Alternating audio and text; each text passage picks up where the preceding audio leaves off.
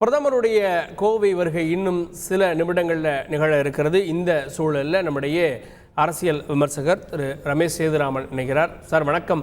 பிரதமர் ஏன் கோவையில் இந்த ரோட் ஷோவை நடத்தணுன்ற கேள்வி எழுப்புறாங்க. பாதுகாப்பு விஷயங்களில் தொடங்கி பதற்றமான சூழல்கள் இருந்த ஒரு பகுதி அங்கே தான் நிறைவு செய்கிறாரு அப்படின்றப்போ இதில் அரசியல் நோக்கத்தை தாண்டி ஒரு பதற்றத்தை ஏற்படுத்தக்கூடிய நோக்கம் வராதான்ற கேள்வி எழுப்புறாங்கல்ல. இல்ல பதற்றத்தை யாரு ஏற்படுத்துறா? பதற்றமா இருக்கும் காவல்துறை சொன்னாங்களே சார். காவல்துறை அப்போ இத்தனை ஆண்டுகளாக இதுக்கெல்லாம் அவங்க சொல்றது வந்து இந்த அத்வானி ரத யாத்திரை அந்த பீரியடுக்கு நேரா போயிடுவாங்க. இது வரைக்கும் அப்படின்னு சொல்றாங்கன்னா தமிழ்நாட்டுல பதற்றமான சூழ்நிலையில இருக்கிற மாதிரியாக இந்த பகுதிகளை இன்னும் அரசு வச்சிருக்கா. அது அந்த அரசு வந்து வழிநடத்தக்கூடிய இந்த கட்சிகள் வைத்திருக்கணும்னு ஒரு கேள்வி இருக்குல்ல.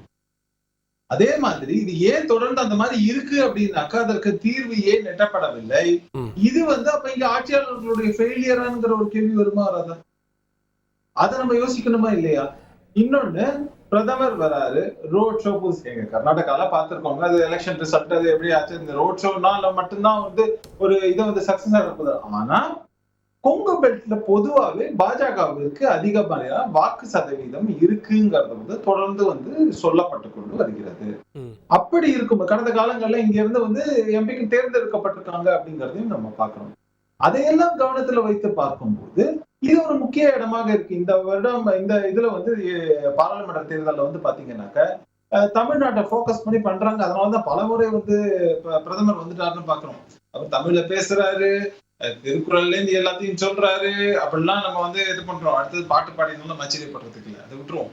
ஆனா நம்ம முக்கியமான விஷயம் என்னன்னா, இன்று பாஜக அதுவும் இல்லாம அதிமுக ஒரு பக்கம், திமுக வந்து ஆளும் கட்சியாக இருக்கிறது பலத்துடன். இன்னொரு பக்கம் அதிமுக தாங்கள் தான் வந்து அதற்கு மாற்று சக்திங்கிற முறையில அதை வந்து ஒரு எதிராக களம் காண்பதற்கு இருக்கும்போது ஒரு மூன்றாவது சக்தியாக இன்னைக்கு தவிர்க்க முடியாதபடி பாஜக வளர்ந்திருக்குங்கிறது தான் நிதர்சனமான உண்மை. அவங்களும் இந்த தேர்தலை பொறுத்த வரைக்கும் ஒரு மும்முனை போட்டியா ஆக்கியிருக்காங்க. அவங்க வந்து எத்தனை சீட்டு வின் பண்றாங்க, எவ்வளவு பர்சன்டேஜ் வாக்கு வாங்க போறாங்க, இதெல்லாம் இனிமேல் நம்ம பொறுத்திருந்து தானே பார்க்கணும். அந்த ஆஸ்பெக்ட்ல தான் வந்து இப்போ பிரதமர் வர்றாரு. ஏன் அவருக்கு வந்து அந்த போக்கஸ் வந்து முக்கியமா இருக்கு. இன்னொன்னு என்ன காரணம் என்னன்னா, இப்போ கடந்த காலங்கள்ல எம்பி எங்கெங்கெல்லாம் வந்தாங்க, எங்க இருந்தெல்லாம் பாஜக வந்து தேர்ந்தெடுக்கப்பட்டாங்க. தமிழ்நாட்டில் இதே போல வந்து அத்வானியுடைய ரத யாத்திரை நிகழ்வு 98 நடந்தது.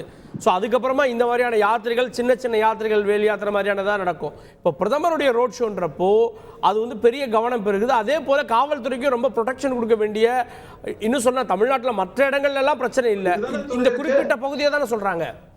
அதுக்குதான துறை இருக்கு. அதுதான் கேட்கிறேன். இதை இன்னும் பதற்றமான பகுதின்னு சொல்லிக்கிட்டே இருக்கீங்க அப்படின்னாக்க அப்போ இது வந்து எல்லாருடைய கலெக்டிவ் ஃபெயிலியர்னு நான் சொல்லுவேன். எங்க தமிழ்நாடு ஒரு பக்கம் அமைதி பூங்கான்னு சொல்றீங்க, இன்னொரு பக்கம் பதற்றமான பகுதின்னு சொல்றீங்க. ஏதாவது ஒண்ணு சொல்லுங்க. ஓகே.